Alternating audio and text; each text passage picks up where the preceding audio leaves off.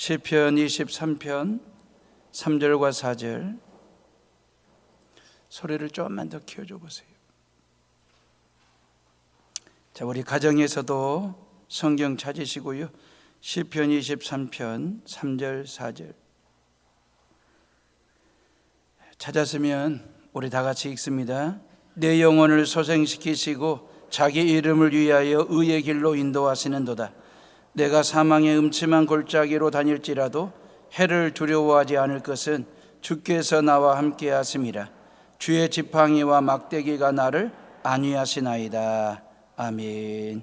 우리 앞뒤 좌우에 계신 분들과 서로 인사하겠습니다. 사랑하고 축복합니다. 힘들 내시라고.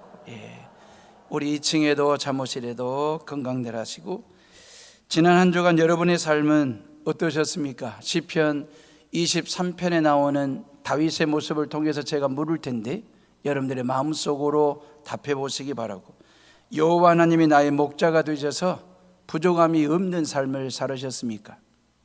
목자 되신 하나님의 인도하심 따라 푸른 초장과 쉴만한 물가에서 살으셨습니까? 아니면 사망의 음침한 골짜기에서 힘들고 지치고 두렵고 고통스러운 삶을 사셨습니까? 아니면 주의 지팡이와 막대기로 나를 안위, 하나님의 위로를 받으시면서 살으셨습니까? 하나 더 묻습니다.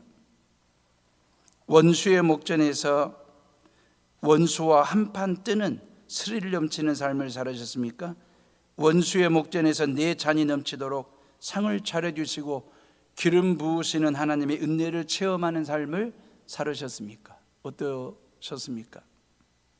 아주 간단하게 묻는다면 지난주 여러분들의 삶이 푸른 초장이었느냐, 쉴만한 물가였느냐, 아니면 사망의 음침한 골짜기에서 헤매이는 삶을 살으셨는지, 아니면 원수의 목전 앞에 서서 긴장된 삶을 살으셨는지 질문이 그래요.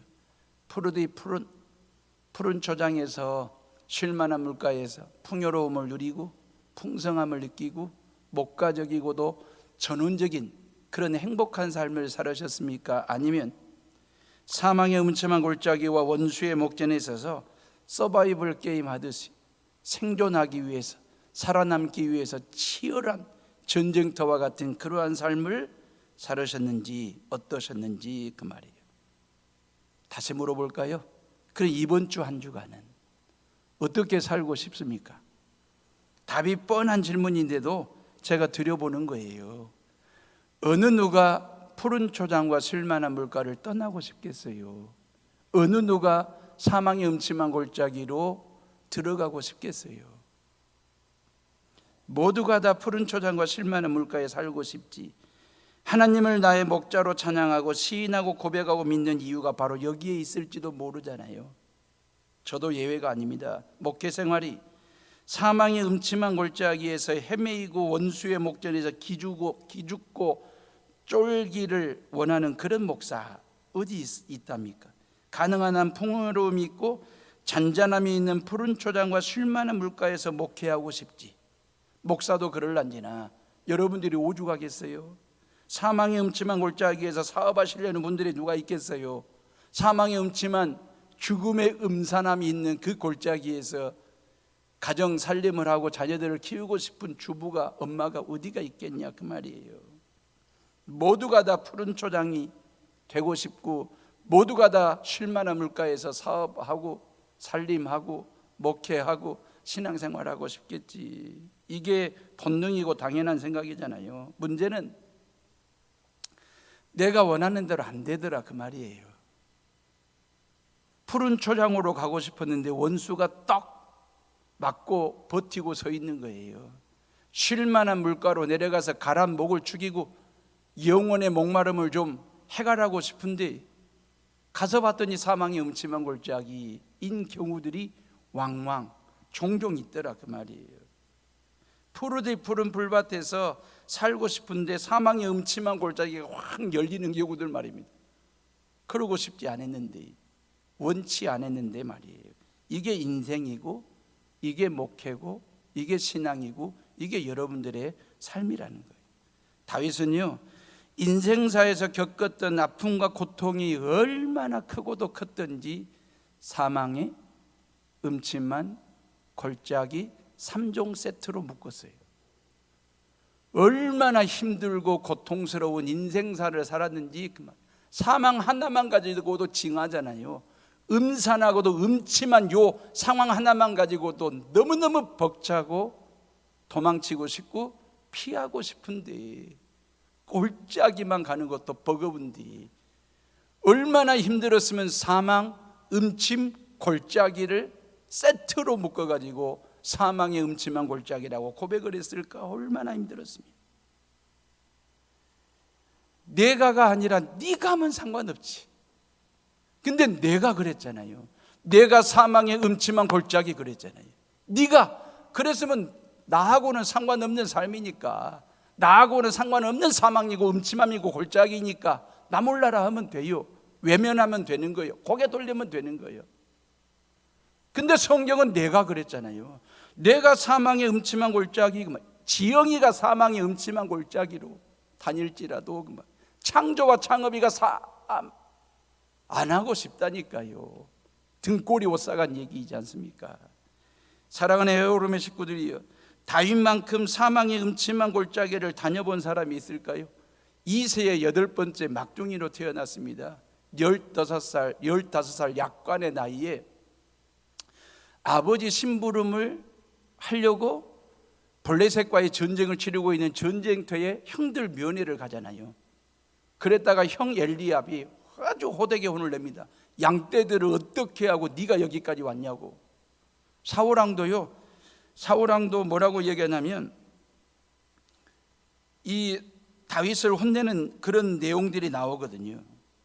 참 안타까운 것은 말이에요, 이러한 심부름차 전쟁터에 왔다가 완전히 골리앗 앞에서 벌벌 기고 있는, 쫄아 있는 그 이스라엘 군대를 상대로 해서, 대상으로 해서 이 골리앗과의 전쟁을 다윗이 치르잖아요. 멧돼지 때려잡듯이 한 방에 골리앗을 때려잡습니다. 민족의 영웅이 됩니다. 전국구 스타가 됩니다.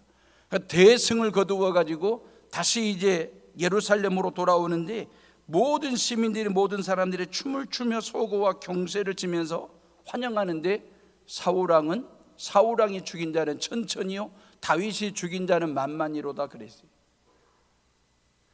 다시 말하면 민심의 10배가, 다시 말하면 이 사울왕보다도 15살짜리 약관 목동 다윗을 10배로 칭송하니까 사울왕이 쌤통이 난 거죠. 화가 나고 분이 나고 성이 난 겁니다. 그 마음속에 시기와 질투, 이런 것들이 다윗의 생각을 사울왕의 생각을 지배하고 마음을 채울 때에 사무엘상 18장 8절에 보니까 악신이 사울에게 들어가더라 그랬어요. 악신은 언제 들어오냐면 시샘하고 시기하고 질투하고 욕심을 낼 때 그 말이에요. 악신이 들어와서 이 다윗을 죽이려고 손에 들고 있는 창을 2번이나 다윗을 향하여 던지잖아요. 성경에 보니까 벽에다가 다윗을 박고 싶어가지고 사울왕이 던진 창 한 번만 가슴에 꽂히면 다윗은 죽는 거예요. 사망의 음침한 골짜기예요. 골리앗이라고 하는 사망의 음침한 골짜기에서 잘 버티고 이겨가지고 왔는데, 좋은 일 했는데, 사울왕 살리는 일을 했는데, 이스라엘을 살리는 일을 했는데 좋은 일을 했고 나쁜 일을 만난 거예요. 사울왕이 죽이겠다고 창을 던졌다니까 2번이나. 근데 그 2번을 다 피해요. 이게 사망의 음침한 골짜기예요. 잘했는데, 좋은 일 했는데 왜 이렇게 안 좋은 상황이 벌어졌을까? 왜 이렇게 안 좋은 몰리는 상황 말입니다. 이게 사망의 음침한 골짜기와 같은 인생사 말입니다. 사울왕이 왜 그랬을까요? 여호와 하나님은 나의 목자시니 요 신앙이 없어요. 지금 사울왕에게는 목자 신앙이 없고 양 신앙이 없어요. 여호와 하나님이 나의 목자가 되시고 나는 그분의 양이라고 생각했으면 내게 부족함이 없다라는 고백을 했을 텐데 부족함이 있는 거예요. 사울왕은 결핍을 느끼고 있는 거예요. 사랑의 결핍, 칭찬의 결핍, 너그러움의 결핍, 축복하는 결핍 말입니다. 백성들이 설령 15살짜리 다윗을 향하여 만만이라고 외치고 칭송을 한다 할지라도 대인배처럼 큰 마음을 가지고 그렇게 지지하고 응원하고 격려하고 축복을 빌었더라면 사울왕에게도 부족함이 없는 인생이 됐을 건데, 목자 신앙으로, 양된 신앙으로 말입니다. 근데 다윗은요, 골리앗 앞에서도 그 말이에요, 사망의 음침한 골짜기입니다. 사울왕이 창을 2번이나 던졌다니까요. 멀리서도 아니에요. 지근거리에서 사망의 음침한 골짜기, 죽음의 음산함이 있는 골짜기 앞에서도 다윗이 고백할 수 있었던 게 뭡니까? 여호와 하나님은 나의 목자시니 내게 부족함이 없으리로다. 내 영혼을 소생시키시고 당신의 이름을 위하여 나를 바른 길로, 옳은 길로, 의의 길로 인도하시는도다. 그는 나를 푸른 초장과 쉴만한 물가로 인도하신다라고 하는 이 고백 말입니다. 그러면 골리앗 앞에서 살아났어요. 사울왕 앞에서도 살아났어요. 그러면 다윗은 사망의 음침한 골짜기를 졸업했겠네요? 더 이상 다윗의 인생에 사망의 음침한 골짜기는 없겠네요? 아니거든요. 다윗의 일생을 보면 이게 반복돼요. 푸른 초장으로 갔다가 사망의 음침한 골짜기로 갔다가 쉴만한 물가로 갔다가 원수의 목전 앞에 서기도 하고, 이게 계속해서 이 롤러코스터를 타듯이 반복되어지는 인생, 이게 우리의 모습이거든요. 2절과 4절이 뒤죽박죽인 믹서된 짬뽕된 인생 말입니다. 우리의 욕심도 그러잖아요. 시편 23편은 1절, 2절, 3절까지만 있으면 좋겠다. 이걸로 끝. 내 인생에, 내 신앙에, 내 목회에 4절, 5절은 없어. 사망의 음침한 골짜기 필요 없어. 원수의 목전도 필요 없어. 오로지 나는 여호와 하나님은 나의 목자시니 내게 부족함이 없으리로다. 1절. 그가 내 영혼을 소생시키시고 당신의 이름을 앞세워서 나를 의의 길로, 바른 길로, 옳은 길로 인도하시는도다. 2절. 그리고 내 영혼을 그가 나를 푸른 풀밭에 누이시며 쉴만한 물가로 인도하시는도다. 여기까지만. 4절 5절은 지워버리고 싶고 4절 5절은 그냥 칼로 이렇게, 내 성경책에 시편 23편 4절 5절은 필요 없어. 오려내고 싶은 생각 없지 않아 있지 않습니까? 이러고 싶잖아요. 저도 그러고 싶은데. 사랑하는 해오름의 식구들이요, 제가 여러분들에게 한 가지 제안을 할까요?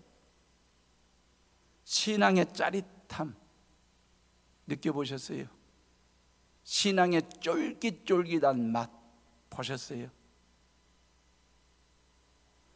제가 신앙을 짜릿함과 쫄깃쫄깃한 맛으로 좀 경박스럽게 가볍게 표현해서 죄송스럽기는 하지만, 여러분들의 지금까지의 신앙생활 속에 쫄깃함이 있었냐 그 말이에요. 짜릿함, 신앙의 스릴을 있는, 그래서 나의 신앙의 성장과 성숙을 가져다주는 그런 신앙의 경험들이 있느냐 그 말이에요. 신앙의 짜릿함은 어디에서 맛보냐면 사망의 음침한 골짜기에서 경험할 수 있는 것입니다. 원수의 목전에서 승리를 외치는 것 말입니다. 신앙의 흥미진진한 스릴 넘치는 신앙생활 말이에요. 신앙의 짜릿함은 사망의 음침한 골짜기에서도 희망을 노래하는 사람이에요. 승리를 선포하는 사람이 신앙의 짜릿함을 느끼는 사람 말입니다. 다윗은 사망의 음침한 골짜기에서 좌절하거나 누군가를 원망하지 않고 오히려 희망을 노래했던 사람입니다. 그래서 신앙의 쫄깃함과 스릴 넘치는 경험치를 쌓고 쌓아서 시편 23편을 노년에 고백하는 시로 쓰게 된 거예요. 사무엘상 17장 4절에 보면 6규빗하고 한 뼘 그랬거든요. 누구 얘기인지 아세요? 골리앗의 신장 사이즈예요. 2m 90마리예요. 어마어마한 거인입니다. 제가 검색을 했더니 미국 미네소타 에스코라고 하는 도시에 가면 한 가족 5명의 키 사이즈 평균치가 2m 2cm예요. 막내 아들이 2m 23cm로 제일 커요. 기네스북에 등재된 세계 최장신은 로버트 워들로라고 하는 사람인데 2m 72cm였대요. 성장 호르몬의 불균형으로 인해 22살 젊은 나이에 청년 때 죽어요. 안타까운 얘기지만. 근데 골리앗은 2m 90이라니까요. 거인 중에 거인입니다. 이런 선수 하나만 대한민국이 가지고 있으면 대한민국 농구는 세계 금메달입니다. 항상. 이 거인 골리앗이 철갑으로 온몸을 칭칭 감고 있습니다. 어떤 화살도 뚫을 수 없을 정도로 완전 무장한 상태. 이런 골리앗 앞에서 사울왕을 비롯한 이스라엘 군대는 완전히 쫄아가지고 벌벌 기고 있었거든요. 이 전쟁터에 목동 소년 다윗이 형들을 면해온 거예요. 그 형 엘리압이 혼을 낸 거죠. 양떼를 어떻게 하고 네가 올 때가 아닌데 겁도 없이 왔다고 혼을 냅니다. 사울왕도 사무엘상 17장 32절에 제가 현대인의 성경으로 읽어드릴게요. 들어보세요. 너는 저 블레셋 사람과 싸울 수 없다. 너는 너무 어리고 경험이 없어. 저 블레셋 사람은 네가 태어나기 전부터 싸움판에서 잔뼈가 굵은 자야. 그 자를 네가 어떻게 이긴다고 집으로 돌아가. 이런 말이에요. 사울왕도 엘리압 형도 이 소년 목동 다윗을 얕잡아 보았고, 그리고 애써서 외면하는 거잖아요. 네가 할 수 있는 게 뭐 있겠냐? 저 거인 골리앗과 네가 게임이나 되겠냐? 돌아가. 이런 말이거든요. 중요한 것은 형 엘리압과 사울왕의 공통점이 뭔지 아십니까? 그들의 말 속에 하나님이 없다는 겁니다. 그들의 생각 속에 하나님의 존재가 없다는 거예요. 그들의 상황 판단 속에 하나님에 대한 인식하는 기능이 없는 거예요. 무기가 없어서 지는 게 아니고 하나님이 없어서 지는 거예요. 모든 영적 전쟁은 말입니다, 직분으로 이기는 게 아닙니다. 신앙의 연조로 이길 수 있는 게 아닙니다. 하나님의 이름을 앞세울 때, 예수 그리스도의 이름을 앞세우고 나아갈 때에 대장 되신 예수 그리스도께서 나의 힘이 되시고 반석이 되시고 바위가 되시고 산성이 되시고 구원의 뿔이 되시는 그 하나님 여호와께서 이기게 하실 때의 그 말이에요. 사울왕에게도 하나님의 존재가 없습니다. 형 엘리압에게도 하나님에 대한 인식이 없습니다. 그때 다윗이 말이에요, 다 골리앗 앞에서 뭐라고 당당하게 외치냐면, 너는 칼과 창을 가지고 나왔지만 나는 전능하신 여호와 곧 네가 모욕하는 이스라엘 군대의 하나님의 이름으로 나왔다. 내가 네 머리를 베어 까마귀와 늑대밥이 되게 하겠다. 이게 다윗의 희망의 노래입니다. 원수의 목전에서 말이에요. 사망의 음침한 골짜기에서 하나님을 찬양하는 신앙의 짜릿함을 맛보고 있는 다윗의 모습 말입니다. 신앙의 깊이를 팝니다. 신앙의 넓이를 넓힙니다. 신앙의 높이를 쌓고 있습니다. 그러면서 거인 골리앗 앞에서 신앙의 쫄깃쫄깃한 맛을 지금 다윗이 보고 있는 거예요. 짜릿한 신앙을 체험하고 있는 거예요. 다윗도 인간인데 15살밖에 안 된 소년 말입니다. 왜 두려움이 없었겠어요? 그 자리가 사망의 음침한 골짜기이고 원수의 목전이라는 걸 모를 리가 없죠. 몰랐다면 철부지든지 어리석든지. 근데 다윗은 그곳에서 골리앗을 보기 전에 하나님을 먼저 봤습니다. 골리앗을 상대하기 전에 하나님을 먼저 상대했습니다. 그리고 하나님께 지혜를 구합니다. 하나님의 능력을 구합니다. 그리고 하나님의 이름으로 물맷돌을 던집니다. 거인 골리앗이 쓰러집니다. 저와 여러분들 말입니다. 저와 여러분들은 정말 하나님의 놀라운 은혜, 하나님의 놀라운 사랑 말입니다. 이 사망의 자리에서 생명을 노래할 줄 아는, 희망을 노래할 줄 아는 신앙 말입니다. 거인 골리앗을 때려잡을 줄 아는 신앙의 실력 말입니다. 이게 신앙의 스릴 말입니다. 이런 골리앗이 다윗 시대에만 있었겠냐 그 말이에요. 골리앗은 저에게도 있고 여러분들에게도 있습니다. 어느 날 갑자기 몸이 이상해집니다. 병이 들었는가 보다 두려워집니다. 밤에 잠이 오지를 않습니다. 불안한 마음에 혹시 암일까? 이런 두려움이 골리앗입니다. 회사 사정도 점점 나빠지고 가정 형편도 안 좋아지고 하루하루 살기가 바늘방석에 앉아있는 것처럼 안절부절하는 이런저런 걱정이 골리앗입니다. 미움, 시기, 질투, 욕심이라는 골리앗이 내 안에서 자라고 있습니다. 이런 골리앗을 상대로 예수 이름으로 맞짱을 뜨는 건 말입니다. 다윗은 하나님의 이름으로 골리앗과 맞짱을 떴는데 물맷돌을 던졌지만 우리는 예수 이름으로 십자가 물맷돌을 던지는 거죠. 주 예수 그리스도의 이름으로 명하노니 모든 병은 나을지어다. 모든 암세포는 사라질지어다. 모든 근심 걱정 염려 미움 시기 질투는 주 예수의 이름으로 명하노니 물러갈지어다라고 선포하시며 살아가는 성도들 되시기를 주님의 이름으로 축원합니다. 골리앗 앞에서도 희망을 노래할 줄 아는 신앙의 짜릿함을 늘 일상생활 속에서 경험하고 체험하는 성도들 말이에요. 여호와가 나의 목자이시기 때문에 응당 부족함이 없지요. 푸르디 푸른 풀밭에 우리를 누이시고 쉴만한 물가로 인도하십니다. 그곳에서 우리의 영혼에 새 힘을 주시고 또한 하나님 당신의 이름을 두고서라도 우리를 바른 길로 인도하실 것입니다. 여기까지만 딱 인도하셨으면 좋겠다, 이런 생각 말입니다. 이게 솔직한 우리의 마음이거든요. 그런데 하나님은 푸른 풀밭과 쉴 만한 물가를 넘어 우리를 사망의 음침한 골짜기로까지 데리고 가고 싶었던 모양입니다. 이게 하나님의 생각이에요. 음산한 죽음의 골짜기라고 불리는 고통스러운 현장으로 나를 인도하십니다. 실은 인도가 아니라 끌고 가는 거죠. 끌려가는 거죠. 푸른 초장과 쉴만한 물가는 인도 맞습니다. 따라오지 말아게도 따라가고 싶어. 푸른 초장과 쉴만한 물가는. 근데 사망의 음침한 골짜기와 원수의 목전은요, 따라오라고 해도 안 가고 싶어, 도망치고 싶고 피하고 싶어요. 근데 예수님께서 우리를 등 떠밀듯이 사망의 음침한 골짜기로 우리를 들이밀 때가 있습니다.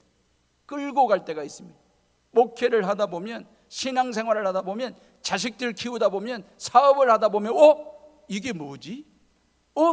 여기가 어떤 곳이지? 이 사람이 뭐야 도대체? 그러면서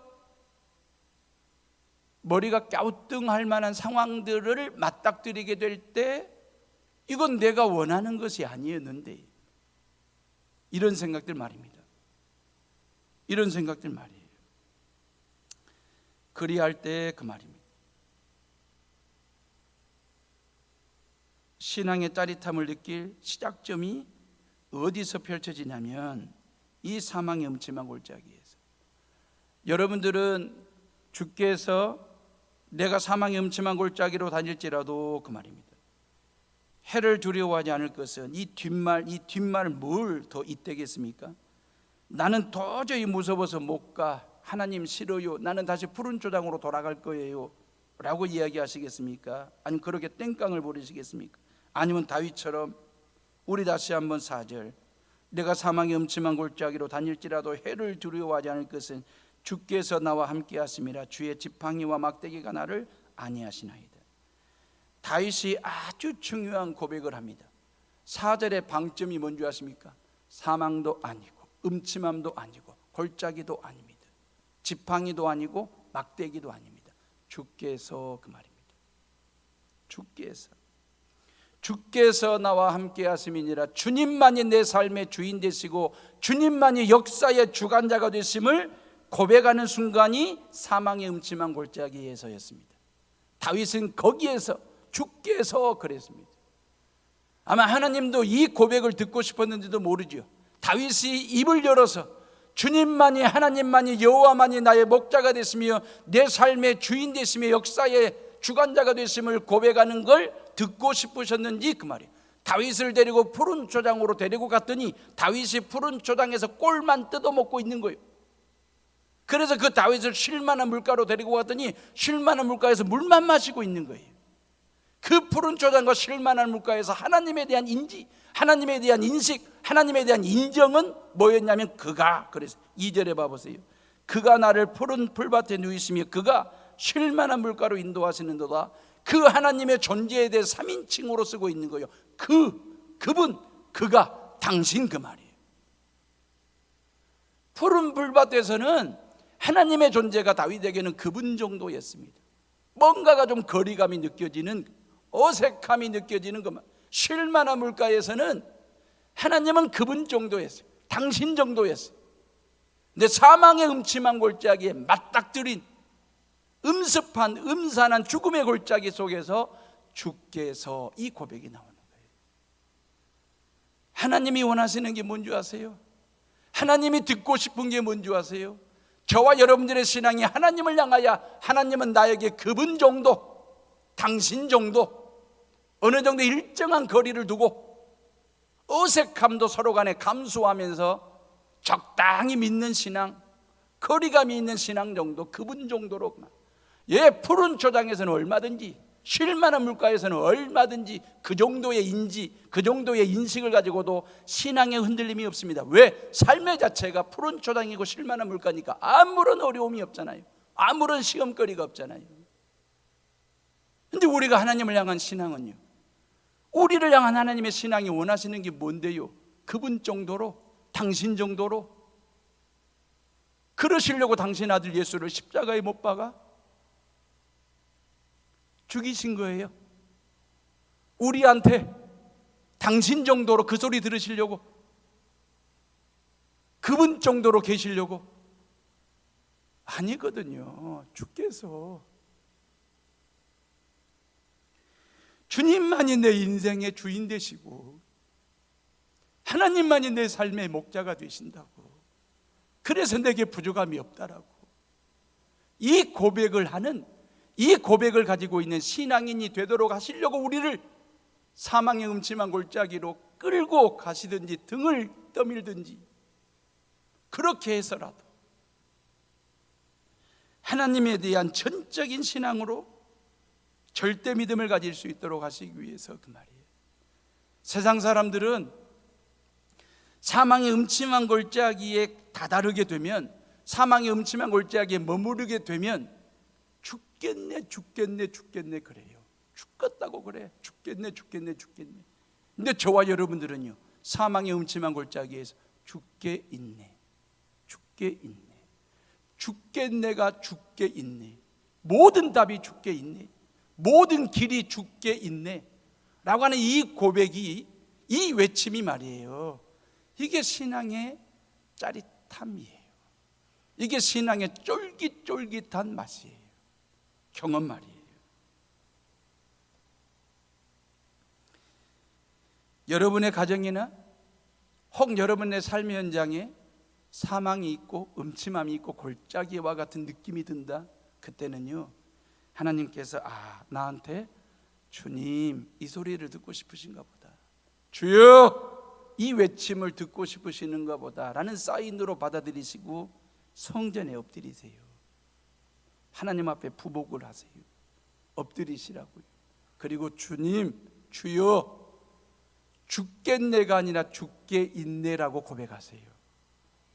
내가 사망의 음침한 골짜기로 다닐지라도, 이 다닐지라로 하는 말이 우리의 발걸음을 붙들어요.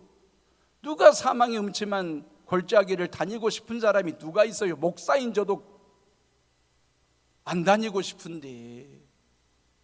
근데 하나님께서 우리를 그렇게 강력한 이끄신 말이에요. 나는 절망을 원한 적이 없어요. 나는 실패를 원한 적이 없어요. 나는 질병을 원한 적이 없어요. 우리가 코로나 팬데믹을 원한 적이 없어요. 근데 왜 원망, 질병과 실패와 아픔과 이 바이러스의 공격이 왜 우리에게 있는지 그 말이에요. 어찌 보면 이런 상황을 허락하신 하나님이 원망스러울 때도 있거든요. 근데 좀 더 하나님의 본심을 아시려면, 본래의 뜻을 아시려면 공동번역 성경을 보면 더 알 수 있어요. 공동번역 성경은 캐톨릭과 개신교가 같이 공동으로 번역한 성경이에요. 거기는 이렇게 돼 있어요. 나 비록 음산한 죽음의 골짜기로 지날지라도, 그 말이에요. 그리 돼 있어요. 우리 성경은 다닐지라도 돼 있는데 공동번역 성경은 나 비록 음산한 죽음의 골짜기를 지날지라도, 이 지날지라도라는 말에 주목하셔야 돼요. 하나님께서 우리를 푸른 초장으로 인도하셨습니다. 더 나은 푸른 초장으로 인도하고 싶어 하셔요. 그러려면 반드시 사망의 음침한 골짜기도 지나야 된다 그 말이에요. 다녀야 된다 그 말이에요. 쉴만한 물가에서 충분하게 물을 마셨고 영혼의 목마름의 문제를 해결됐습니다. 하나님은 더 나은 쉴만한 물가를 준비해 놓으셨는데 거기로 인도하고 싶은데, 데리고 가고 싶은데 어디를 거쳐야 되는 거예요? 사망의 음침한 음산한 죽음의 골짜기도 거치고 다닐지라도 지날지라도. 이게 우리의 인생이지 않습니까? 그게 여러분들이 지금까지 살아오신 삶의 모습이지 않습니까? 내 나이 50이 되도록 60이 70이 되도록 나는 사망의 음침한 골짜기를 한 번도 가본 적이 없고 다녀본 적 없고 지나친 적이 없어. 예, 너무너무 부럽습니다. 근데 앞으로 여러분들의 신앙과 여러분들의 삶에 푸른 초장만 있다, 쉴만한 물가야만 있다라고 여러분들에게 자신 있게 말 못하겠습니다. 저는 사망의 음침한 골짜기도 필요한 거 아니겠습니까? 왜? 그 자리로 갈 때만, 거기서만 내 신앙의 성장과 성숙이 이루어지니까. 푸른 초장과 쉴만한 물가에서 하나님은 당신 정도로 믿어도 되는 거예요. 그렇게 믿어줘요. 그렇게 믿어왔고, 근데 사망의 음침한 골짜기로 내려갔을 때만이 처절한 부르짖음이 있고 절절한 외침이 거기에서 있어요. 하나님과 깊은 만남을 가져요. 그리고 하나님과 나와의 관계를 목자와 양의 관계로 확실하게 설정하는, 그리고 엔터를 딱 치는 순간에 더 나은 푸른 초장과 쉴만한 물가로 옮겨지는 그런 존재, 그 말입니다. 이 사망의 음침한 골짜기에서 희망을 노래할 줄 아는 믿음 말이에요. 봐보세요. 골짜기는 사는 곳이 아니에요. 하나님께서 우리를 그렇게라도 끌고라도 등 떠밀고라도 골짜기로 갔는데, 하나님께서 이 골짜기에다 집을 지어라, 이 골짜기에서 너는 평생 살아라, 그런 게 아니에요. 골짜기는 지나가는 곳이라니까요. 골짜기는 거쳐가는 곳이라니까요. 골짜기는요 그냥 다니는 곳이에요. 이게 영원히 있는 곳이 아니에요. 그래서 하나님은 때에 따라 우리로 하여금 이렇게 골짜기를 우리에게 허락하실 때가 있어요. 모두가 다 성공이라는 푸른 초장과 쉴만한 물가에서 살면 얼마나 좋겠어요. 근데 실패라고 하는 골짜기를 통해서 더 나은 성공의 자리 말입니다. 모두가 다 건강이라고 하는 푸른 초장과 쉴만한 물가에서 살면 얼마나 좋겠어요.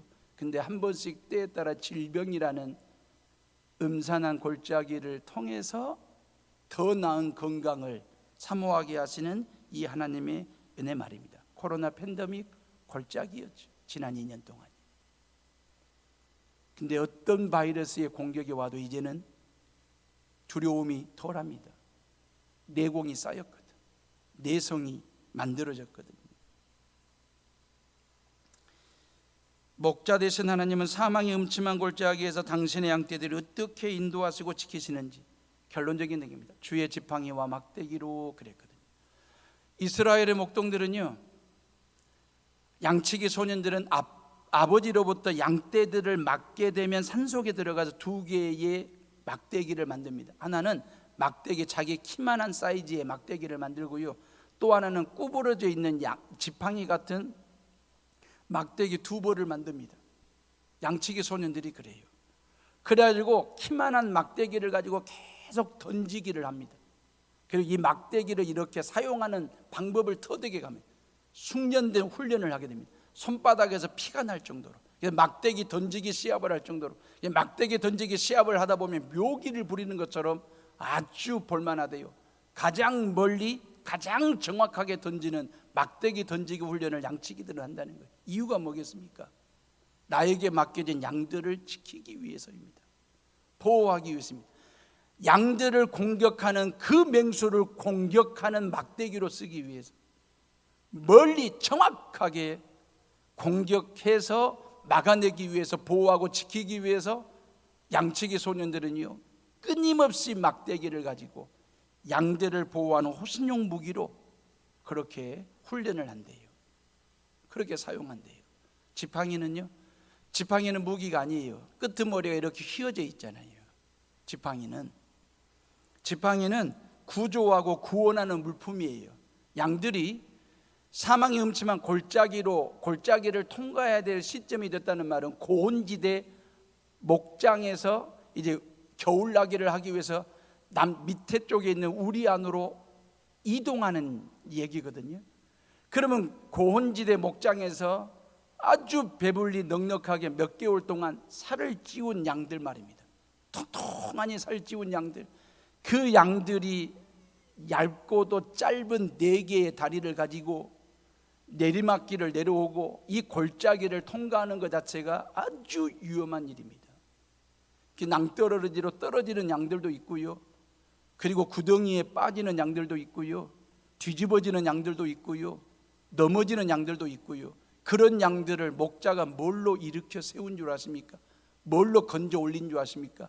지팡이로 양들의 목을 걸어가지고 건져 올리는, 구원하는, 구조하는 물품이 지팡이가 되는 것입니다. 그러니까 양측이 목동들에게 두 개의 막대기는 무기로 삼는 것이고, 지팡이는 구조 물품으로 사용하는 것이거든요. 근데 목자는 상황에 따라서 이 두 개의 막대기를 징계용으로도 사용을 합니다. 양들을 보호하고 구조하는 데만 쓰는 게 아니고, 양들이 잘못 가거나 가볍게 양들을 탁탁 치고 때려서라도 바른 길을 가게 하고요, 혼내기도 하고 꾸짖기도 하고 때리고 벌 줘서라도, 그 말이에요, 독초를 먹지 않도록, 양무리에서 이탈하지 않도록 하기 위해서 목자는 그 막대기를 가지고 던지기도 하고, 양들을 맞추기 위한 게 아니에요. 독초를 먹지 마라 경고, 징벌성 던지기 말입니다. 곁길로 나가면 그 양들을 막대기로 툭툭툭 쳐가지고 양무리에서 벗어나지 않도록, 그 말입니다. 막대기로 툭 치고 때리는 가벼운 경고가 더 큰 실수나 위험을 예방한다면 얼마든지 때려야 하죠. 얼마든지 맞아야 하죠. 사무엘하 7장 14절에 보면 나단 선지자가 다윗의 아들 솔로몬에 대한 이런 예언을 합니다. 나는 그 아비가 되고 그는 내 아들이 되리니 저가 만일 죄를 범하면 내가 사람 막대기와 인생 채찍으로 징계하려니와 그랬어요. 나단 선지자가 경험을 했잖아요.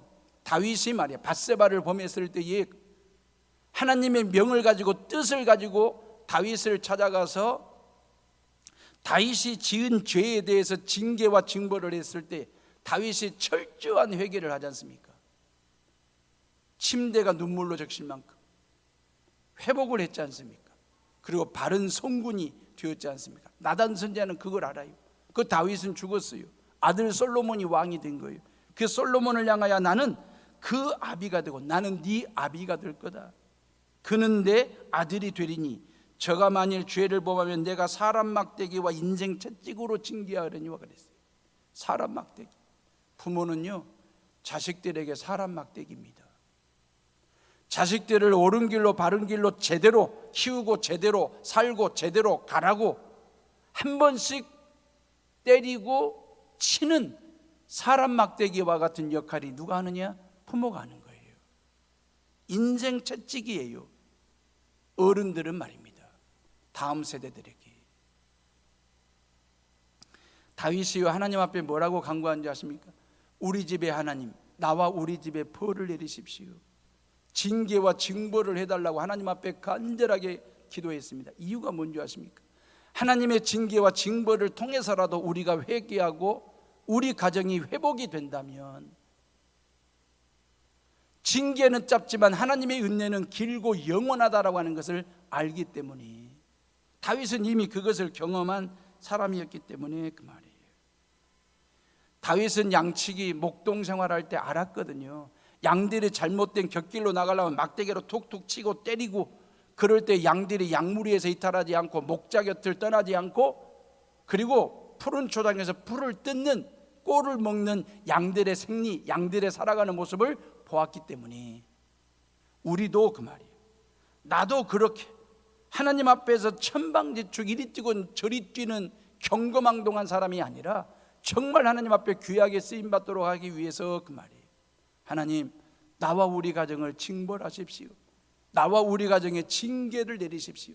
그 징계와 징벌을 통해서 내가 회개하고 회복이 될 수만 있다고 한다면 이거였거든요. 성경은 뭐라고 말합니까? 우리가 다 양 같아서 각기 제 길로 갔거늘 그랬잖아요. 저와 여러분들이 다 양 같아서, 하나님은 아세요, 우리에게 양의 기질이 있다는 것, 우리에게 양의 성품이 있고 양의 성질머리가 있고 양의 어떤 본능이 인간 속에 있다라고 하는 알기 때문에 우리는 다 양 같아서 각기 제 길로 갔더니 그게 죄의 길이에요. 그런 저와 여러분들을 죄의 구렁텅이에서, 사망의 음침한 죽음의 자리에서 건지시고 구원하시기 위하여 아들 예수를 십자가 나무에 못 박게 하시고 고개를 꺾어 지팡이가 되게 하셨어요. 우리를 죄에서 건지시고 우리를 죄의 구덩이에서 건지시도록 하시기 위해서 말이에요. 십자가 막대기로 우리를 바른 길로 옳은 길로 인도하시고, 그래서 다윗은 이 고백을 한 거예요. 히브리서 12장 6절 7절에 보면 내 아들아 주의 징계하심을 경히 여기지 말며 그에게 꾸지람을 받을 때에 낙심하지 말라. 주께서 그 사랑하시는 자를 징계하시고 그의 받으시는 아들마다 채찍질 하심이니라 그랬어요. 여러분, 하나님의 징계와 징벌, 하나님께서 때에 따라 여러분들의 삶의 현장에 들어오셔가지고 막대기로 톡톡톡 치고 말이에요. 때릴 때에 이 징계는 짧지만 하나님의 은혜가 길고 영원함을 아시고 기쁨으로 받으세요. 하나님의 징계와 징벌에 대해서는 경히 여기지 말라. 가볍게 받아들이지 말아라. 중하게 받아들여라 라고 말씀하시고 또 말씀하셨거든요. 이유가 뭘까요? 하나님은 우리의 아버지가 되시기 때문에. 제가 종종 말씀드렸잖아요.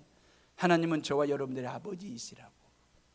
그래서 우리가 곁길로 가거나 양무리에서 벗어날 때, 독초를 먹으려고 다가설 때 내버려 둘 수가 없는 거예요. 방치방관해 둘 수 없는 거예요. 왜? 우리의 아버지가 되시기 때문에. 아저씨 정도라면 내버려 두겠지, 하나님이. 아저씨 정도라면 그냥 외면하시겠지요. 설령 저와 여러분들이 하나님을 아저씨 정도로 믿어도 그 하나님은 우리를 당신의 아들로 딸로 여기시거든요.